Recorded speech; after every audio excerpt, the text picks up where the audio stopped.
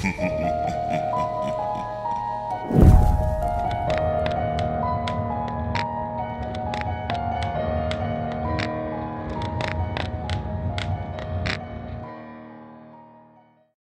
off, I'm going to say something that is likely sacrilege in a place that people gather for horror stories. Fuck Halloween. That's right, you heard me. I used to be like you. I used to like it just fine, dress up, go to a party, get tossed, and scare the shit out of your friends. It's all just a good time and a night to celebrate the dark and the macabre. That is until one of those nights that you realize that it's not just all in good fun, and your brain ends up so fucked from the experience that you scream at the aisle full of plastic skeletons at the drugstore every year around that time. For me, that experience started with a flyer that my friend Jimmy found under the welcome mat of his family's house. I can still remember him running up to me with that shit-eating grin on his face, like he'd just found the golden ticket. "Kev, check this shit out." He was waving the orange piece of paper as he ran up the steps of my porch. He slapped it into my hands before I could even ask what in the hell he was so excited about. "This looks like it's gonna be awesome."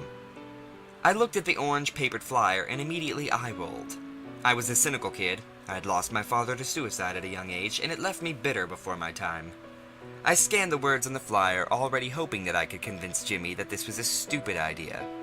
I can still remember exactly what was written on it. "Come and see the scariest haunted house in the world. Thrill as your heart races. Chill. Feel it straight down to your bones. No two experiences will be the same. Guaranteed. All ages admitted. Admission free for all brave enough to attend. 6 p.m. to 12 a.m. Only open on All Hallows Eve. Located at Patterson Farm off Briar Creek Road." These words, of course, all frame the silhouette of a spooky cartoon haunted house. Typical moon in the background, typical bats flying around, and a typical black cat standing out front. I looked at Jimmy and the big dumb grin on his face, and wondered how I could be friends with someone so easily entertained. "You're slow, right?" I asked, handing him back the flyer and walking away to sit on my porch swing. "Fuck you, Kevin, I think it sounds sweet." He turned the flyer over in his hands and studied it for likely the 100th time that day. "I mean, it says no two experiences will be the same, and it calls itself the scariest haunted house in the world." "Kevin, every haunted house calls itself the scariest haunted house in the world."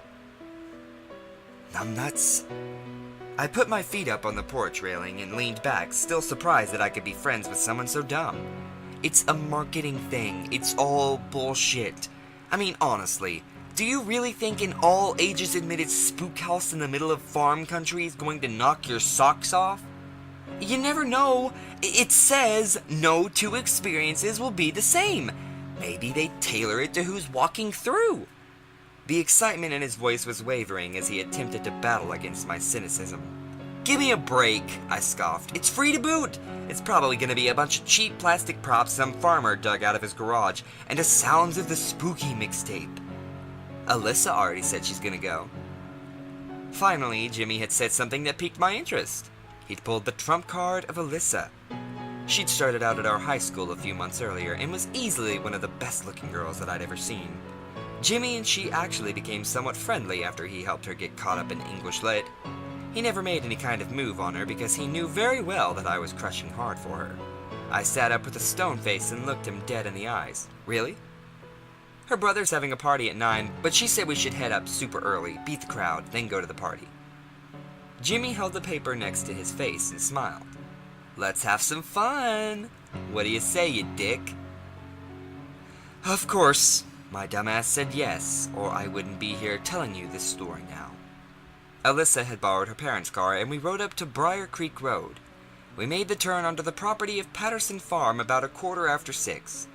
Jimmy and Alyssa were both excited as we drove up, and I was wondering exactly how they could be so naive. We were 16 at this point, and they were both acting like they were 7. You can imagine my smug satisfaction as we pulled up to what was easily the most empty and pathetic-looking haunted house that I'd ever seen in my life. It basically looked as if someone had strung together a bunch of ready-to-build kit sheds into a 5x5 square and painted the whole mess black. There were cheap cobwebs and plastic bats hanging from the outside, and a homemade sign dangling from above the door that read, "Welcome to Patterson Farms, scariest haunted house in the world." The most telling part was the lack of customers. There were no patrons lined up outside to take the trip through it, and it being Halloween night and this being a town without a whole lot to do, it looked as if Jimmy and Alyssa were the only two to get suckered in. "Are you fucking serious with this?" I shouted out, laughing and pointing in the direction of the haunted house. "Look at this place!" I clapped Jimmy on the shoulder. "I told you, dude. I fucking told you." "Maybe all the good stuff's inside," said Alyssa. "Some of the haunted houses back in Kentucky looked like shit until you got inside of them." Her voice was uncertain, but she smiled in Jimmy's direction. "Could be." Jimmy was already trying to figure out a way to justify coming to that wreck. I had known him a long time, and I could see him trying to excuse his dumbass choice. Alyssa parked in the dirt lot next to the house, and before I could make my case as to why we should just bail, the passenger's door was thrown open by an older man dressed in a black suit and top hat. "The first brave souls of the evening! Welcome one and all!" He stuck his hand in the car, looking for Jimmy to give it a shake, and he timidly obliged. The man grasped his hand and frantically pulled him from the car, smiling and patting him on the back. "Come, come, and let's get this show on the road!" "Someone's a bit excited to see actual humans," I said under my breath in Alyssa's direction. She turned to me with wide eyes and nodded. We got out of the car and joined Jimmy by the side of the old man. "I am Phineas Patterson, and welcome to the scariest haunted house in the world!" the old man shouted as we all lined up in front of him. He gave off the vibe of a sad old grandpa that was doing his best to act excited for the kids. A carnival barker well past his prime. "Come along, brave souls!" Mr. Patterson waved his hand for us to follow and started hobbling over towards the haunted house set up on shaky legs. Jimmy and Alyssa followed him with a shrug, I guess figuring they were going to make the best of it, and I brought up the rear with a less than enthusiastic pace. As we stepped in front of what I guess could be called the front door, I saw all the cheap decorations in their full glory. Fake blood handprints lined the outside walls, strung up orange pumpkin lights, cheap cobwebs, and plastic skeletons covering the outside walls. Next to the door, a boy was sitting in an old rocking chair. He looked like he couldn't have been more than 8 or 9. He was wearing a devil's mask and rocking back and forth, just staring at us. It was the first genuine feeling of the creeps that I got that night as those yellow plastic eyes stared at me. Mr. Patterson walked over next to the boy and patted him on the head. "Never mind my little devil, he's a bit shy around visitors." He flashed a yellow-toothed smile. "All right, who is heading in first?" "First?" Jimmy asked. "Can we not all go in together?" "Oh, no. This is a tailor-made experience. One at a time. A few minutes after the first one, the next one goes in.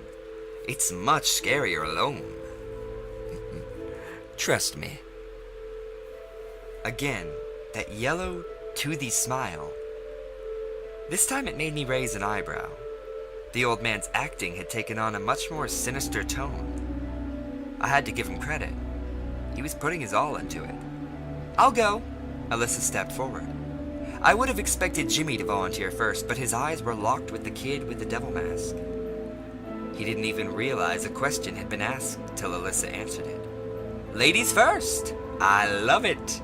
shouted Mr. Patterson, grabbing the door handle and pulling it open. The open doorway was covered with black sheet from the inside. "I must implore you, young lady, to keep moving. It's best not to linger too long." "See you guys on the other side!" Alyssa looked back at us with a smile and disappeared beyond the sheet. Mr. Patterson let the door go, and it slammed shut behind her. It sent a sudden chill up my spine. "Now then, who is going to go in next?" I looked at Jimmy once again, expecting him to resume his childlike excitement about the whole situation. Instead, he looked at me with eyes that seemed full of worry. You go first, Kev," he whispered to me. "Are you fucking serious?" I said. "Don't tell me you're actually scared of this place." "It's not that." He was quick to defend against my accusation. I feel kind of weird all of a sudden. I'll bring up the rear. I just need a minute." "Whatever," I said, stepping forward. "I guess it's me, old man." Mr. Patterson looked at his watch and then at the kid in the devil's mask as if looking for his approval. The devil kid looked at me and nodded, signaling Mr. Patterson to grab the door handle. The old man once again flashed me a toothy grin. "Are you ready, son?" he asked me, his voice low and sinister. "As long as it's still free, Gramps." I squared my shoulder and stood in front of the door. "Admission's free, my brave soul," he chuckled to himself as he pulled the door open. "The real cost is within." I laughed at his cheesy attempt to give me a chill and walked forward through the black sheet and into the room, the sound of the heavy door slamming behind me as I did. The first thing I was struck by was the sickly sweet plastic smell of the trash bags lining the wall. The only source of light were strings of dimly lit plastic pumpkin lights strung up just as they had been outside. Straight ahead of me, I could see another door framed by plastic tombstones on either side. The sign on the door said "Start Here," and was drawn in red with drops to mimic spattered blood. It was all typical corny fare and very cheaply done. Any mood that had been set by the creepy devil kid and Mr. Patterson's wild-eyed acting was immediately crushed. "What a waste of fucking time," I muttered to myself as I pulled the "Start Here" door open with a creak and stepped through. The next room was draped in a thick mist from a fog machine, and I could feel the chill of the air through my jacket. I could hear the ticking of a strobe light as the room quickly alternated between pitch black and fully lit, almost instantly disorienting me. I heard the door slam shut behind me and turned back to see that there was no handle on my side. I heard the whirring of some kind of motor from above me and watched as another sign was slowly lowered on ropes. It was written in that same cheap blood spatter effect and said, "Find the way forward." I could feel the frown droop across my face as I read the words in between flashes of light. This place wasn't scary, but it sure as fuck was doing its best to be annoying. I could see a hallway in front of me and started walking down it, hoping that it would run into Alyssa at some point. The place seemed so cheap and crappy, though I was nearly sure that she'd already found her way out. More cheap plastic skeletons lined the hallway, and at the very end, there were two hanging on opposite sides of another sign. Each one was posed to be pointing in different direction. The sign simply said, "Choose." I'm not sure what would have happened if I had gone right. I like to think that I would have walked out the door and into the low light of dusk, disappointment firm on my face and feeling righteous in my earlier annoyance with the evening's activities. But I went left. And what was waiting for me to the left? I will never forget. For as long as I live. I saw a wooden door that looked oddly familiar. I stood staring at it for a few seconds, trying to shake off the sense of déjà vu, before reaching for the brass handle and giving it a twist. Beyond, there were no plastic trash bags or skeletons. No strobe lights or rubber bats on strings. It was just a room. A little kid's room. Again, as I stepped through the door, it slammed hard behind me. And just as before, I turned to see that there was no knob on the inside. There was another sign on the inside of the door, though this one made me feel greatly more unsettled than I was expecting that night. This sign simply said, "Kevin's room." And it was framed with rocket ships blasting off towards stars. I made that sign when I was 6. It was the sign that hung over my bedroom door in our old house. The house where my father had killed himself. I looked around the room and realized that it was exactly the room I had back then. Even the toys scattered across the floor were my toys. I swallowed hard, feeling the lump in my throat. I was overtaken by a feeling of both dread and utter confusion. "Kevin?" I heard a man yell from outside the door. "Kevin, you little snot-nose, I told you to pick up your goddamn toys in the living room." It was my father's voice, and as the door swung open, there he was. Larger than life, and exactly as he was the last time I saw him. He swayed back and forth as he stepped forward into the room. The stink of booze wafted from him as he got closer and closer, continuing to grumble something about those damn toys. I backed up just like I would have when I was little, and I was scared of what he would do. "Look at you," he growled at me, already removing his belt. "You grew up exactly like I thought you would. A skinny, weak, pathetic little shit." He folded the belt in his hand and cracked it hard against the bedpost. My back hit the wall and I felt completely lost. It was impossible. He was dead! And he had been dead for almost 10 years! "This isn't fucking real," I shouted at him. "You're gone! And I haven't had to deal with your bullshit in forever. You are a drunk and a coward, and I'm glad you're dead. Do you hear me, you bastard? I'm glad you're dead!" As the last words left my mouth, I watched his face fill with sorrow. He dropped the belt on the floor and looked at me in the eyes as he reached behind his back. Slowly he pulled a chrome .38 pistol from behind his back and put it to his temple. The frown on his face curled up into a smile. And suddenly he winked at me as if I was being let in on some kind of joke. The sound of the gunshot was deafening in the small room, and I watched the side of his head explode outward and splatter against the wall. His body crumpled down in front of me. As I stood there screaming and crying, I dropped to my knees in front of him and stared down, smoke drifting out of the hole in his temple and blood pooling around his face. The door on the other side of the room creaked open, and I looked up to see Alyssa standing there, a look of terror and confusion on her face. I stood up and rushed towards her, not knowing what else to do and just wanting to leave that goddamn room as fast as possible. I could hear her asking questions, but my ears were still ringing from the gunshot, and I doubt that I was in any state to answer, even if they weren't. I was only a couple of steps away from her when I felt something grip my ankle and send me sprawling to the floor. I turned to look at what had caught my foot, and I saw my father's corpse, holding on tightly. He raised his head up to look at me with blood-filled eyes.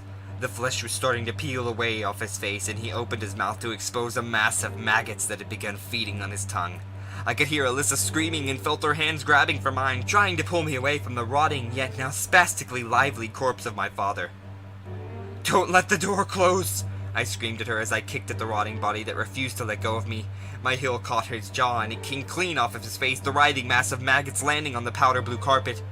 "Jesus fuck, please, God, just get me out of here!" I shouted more as Alyssa pulled. "You're just like me," I heard my father somehow saying in a gurgling, failing voice. "You're just like me. You'll end up just like me." With my other foot, I kicked at the hand that was holding me and watched the fingers come apart like wet paper. I got free and Alyssa pulled me to my feet, nearly yanking my shoulder from the socket. I could hear my father's guttural, drunken laughter echo in the room, even as his body fell apart, as it was devoured by the maggots it seemed to be hosting. "Nothing but food for the flies." Alyssa led me out through the door as I continued screaming like a maniac. I could still hear the laughter behind me as the door slammed shut. I don't know how long I lay on the floor of that hallway, bawling my eyes out and paralyzed in utter fear. I felt sick and scared, and Alyssa kept her arms around me, no longer bothering to ask any questions. It felt like hours that we just sat there below the fog line, with that strobe light bouncing off the plastic-wrapped walls. When I finally got myself collected and on my feet, Alyssa stayed close, her arms still wrapped around me. "We need to get the fuck out of here," I said, wiping the tears from my face and trying to act tough once again. "There's something seriously wrong here." She shushed me and ran her fingers through my hair in a way that should have been relaxing, but somehow made me feel unsettled. She was acting too calm for what we had just seen. "Why are you so goddamn chill?" I said, pushing her away from me and looking at her. She looked stoned, a relaxed and easy smile on her face. "I'm just happy I finally get to have some alone time with you." She moved closer again, her hand caressing my cheek. I've always liked you so much, Kevin, but Jimmy's always hanging around. It's nice, it just being us. Alyssa, why are you telling me this now? She was grinding her body up against me, and I could smell her shampoo as she nuzzled her face into my neck. Don't you want me, Kevin? I know you do. She whispered in my ear, grazing her teeth over the lobe as she finished. I could hear something rapping against the wooden door that led back to the place where we had left the body of whatever was pretending to be my father. Alyssa stepped back from me again and started to take off her shirt, but I reached a hand out to stop her. Despite whatever raging teenage hormones I may have had, even I knew something was completely off. We have to get the fuck out of here. What are you doing? I said, sternly grabbing her by the wrist. She shook my hand away and backed off further down the hall. Tears suddenly started to fill her eyes. Are you rejecting me? She shouted. How could you do this? Don't you like me? Don't you want me? Her sudden shrill scream filled the hallway as she began peeling off her clothes frantically. I watched as she stripped down to her underwear in stunned silence. The rapping on the door next to us became more and more intense with each layer that she removed. Alyssa, what the hell is wrong with you? I was in a panic. I wanted to run, but didn't want to just leave her there, naked in that hallway. I tried to run over to her, and she pushed me away, screaming. She began to claw at her skin, leaving long, bleeding scratch marks over her chest and stomach. Don't you think I'm beautiful, Kevin? She was tearing chunks of her own flesh off now and discarding them on the ground with her clothes. Isn't this what you want from me? I watched in abject horror as she finally peeled away the skin from her torso, exposing the bleeding muscle beneath. Fat and sinew fell off of her shredded body as she removed more and more of it. The rapping against the door grew louder and louder and sounding more like someone slamming all their weight against the door as she screamed and cackled like a maniac. Fear overtook me and turned me to run down the other hallway, towards what I hoped would be the exit. I felt her slimy, blood-drenched hand reach out and grab my own arm tightly before she slammed me up against the wall with more strength than I could have imagined. I wheezed as all the air left my lungs and I felt her body, now naked and most of its skin off, press against me. She once again nuzzled her face up to my neck and I gagged as I felt the shredded flesh against my face.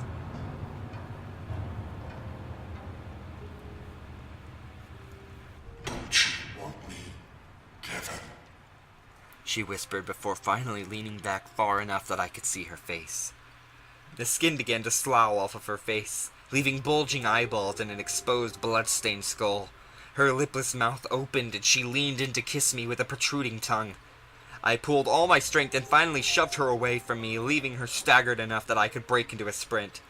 I could hear her wailing and cackling behind me as I ran through the disorienting fog and strobing lights, looking for some way out of that fucking maze. I saw more signs but ignored any that didn't say exit. I didn't want any more. The spook house won, and I was fucking terrified beyond anything I had ever felt.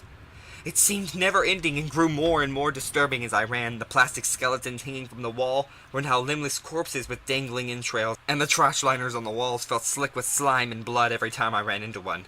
My heart was racing, and with each corner I turned only to find another hallway that I became convinced I was going to die in there. The voices of both Alyssa and my father followed me as I frantically searched for some way out. Don't you want me? Just like me? Kevin, this is meant to be food for the flies! I clapped my hands over my ears, trying my best to block them out as I filled the air with the sound of my own screams. I thought I was going to lose my mind and nearly lost all hope when I suddenly came to a hallway that was a dead end. There was one last sign above the door.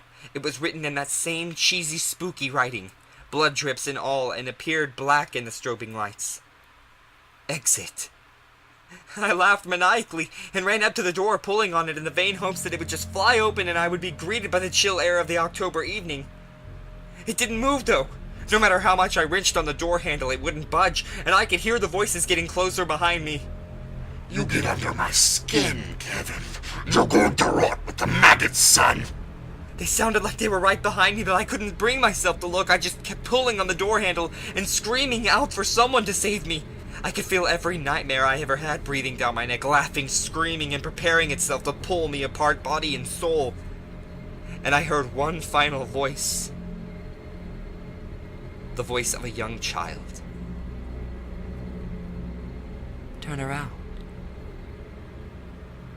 was all it said. Slowly, I turned my head to look and saw the boy in the devil mask, standing a few feet from me. Behind the rubber demon's face, I knew he was smiling.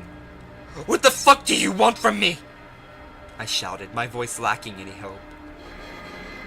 The boy just stood, staring with dead yellow eyes as the entire world fell silent. "Boo!" he suddenly shouted, lunging forward and startling me into the door. I felt the hinges swing open as my back hit the wood, and I went tumbling out into the crisp autumn air. As I fell backward onto my ass into the dirt, I heard the door slam shut as the faint giggling of a child's laughter could be heard behind it. I sat there, stunned, unable to process that I was free, even as I stared at the outside of the spook house. The fake plastic skeletons and pumpkin lights still strung up around the outside. "Kevin!"